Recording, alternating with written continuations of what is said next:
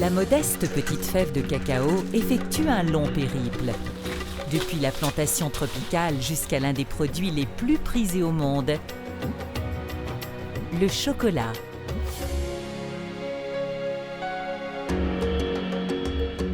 Aujourd'hui, la chaîne de valeur du cacao est mondiale. C'est une interconnexion complexe de processus, de lieux et de personnes qui s'étend du producteur de cacao sur sa plantation à toute personne désirant savourer un carré de chocolat.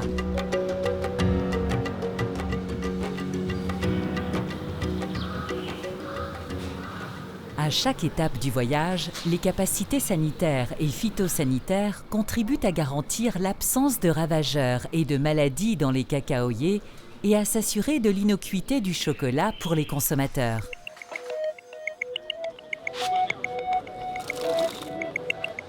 Regardons de plus près qui joue un rôle pour maintenir indemne la chaîne de valeur du cacao. Notre première halte se fait à Reading au Royaume-Uni, un lieu inhabituel pour cette culture tropicale.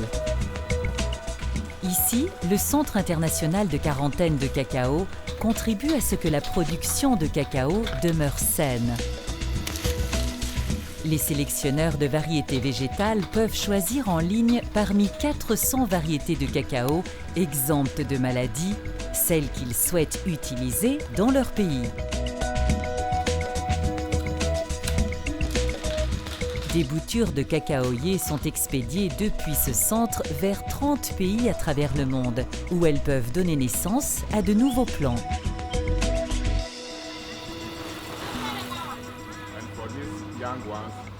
Cela est important parce que les cacaoyers sont très vulnérables aux ravageurs et aux maladies qui sont spécifiques aux différentes régions productrices du monde. Le centre réduit le risque de propagation de ces ravageurs et maladies à travers le monde.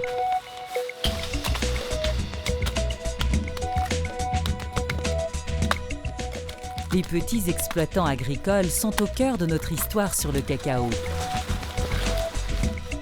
En Afrique de l'Ouest, 2 millions d'agriculteurs et leurs familles dépendent du cacao pour leur subsistance.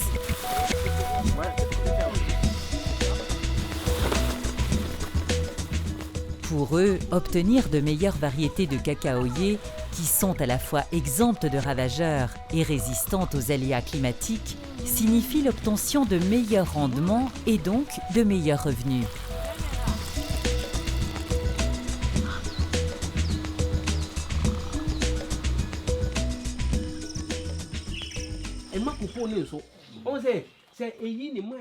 Un autre outil important qui contribue à une production saine est le développement de compétences et de savoir-faire en matière de la gestion des plantations.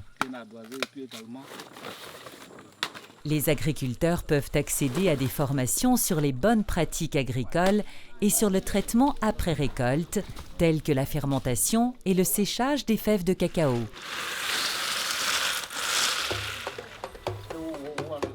Ces mesures aident non seulement à faire face aux ravageurs et aux maladies des végétaux, mais limitent également les résidus de pesticides ainsi que d'autres types de contaminants.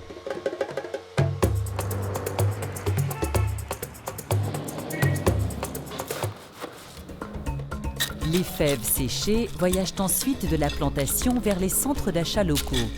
Dans les entrepôts, les fèves sont stockées dans des sacs en jute alimentaires.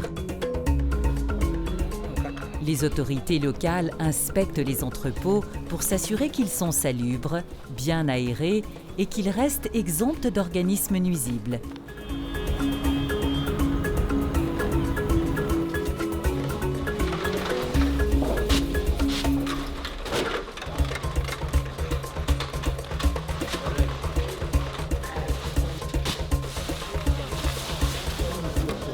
À chaque étape du voyage, des échantillons de fèves de cacao sont testés pour leur qualité et leur innocuité.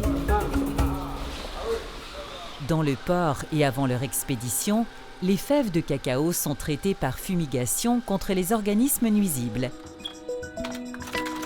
Les certificats phytosanitaires garantissent que les envois de cacao sont conformes aux exigences du pays importateur en accord avec les normes de la CIPV.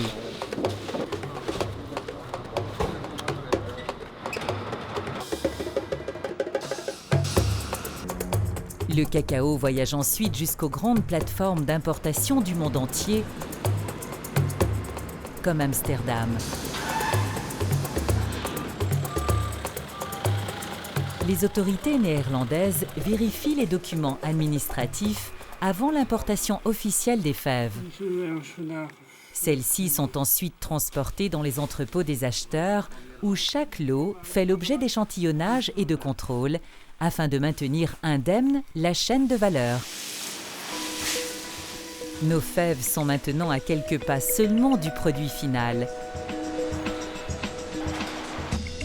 Tout au long de la chaîne de valeur, les entreprises accordent une grande attention à la santé des consommateurs en mettant en place les systèmes de gestion de l'innocuité alimentaire recommandés par le Codex Alimentarius.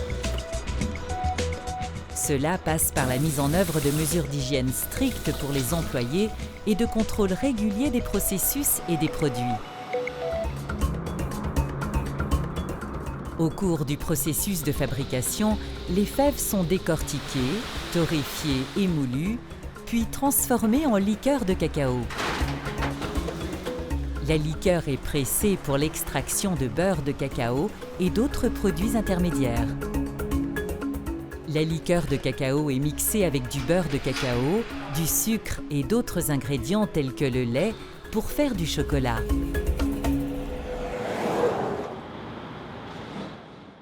À partir de là, c'est l'industrie qui prend le relais avec ses recettes confidentielles pour aboutir à des marques de chocolat tant appréciées.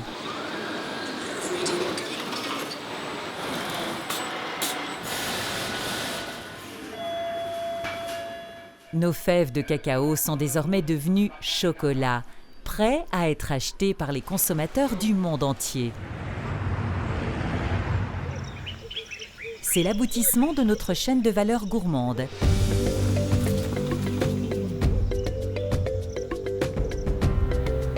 Partout dans le monde, les tendances de production, de transformation et de consommation de cacao évoluent. Les données indiquent désormais de plus en plus d'ajouts de valeur dans le pays d'origine du cacao.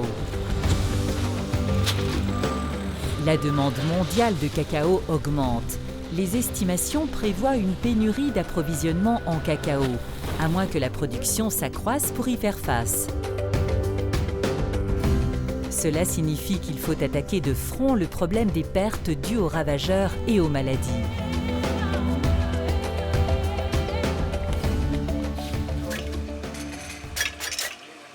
Le respect des prescriptions sanitaires et phytosanitaires tout au long de la chaîne de valeur permet d'accéder aux marchés internationaux.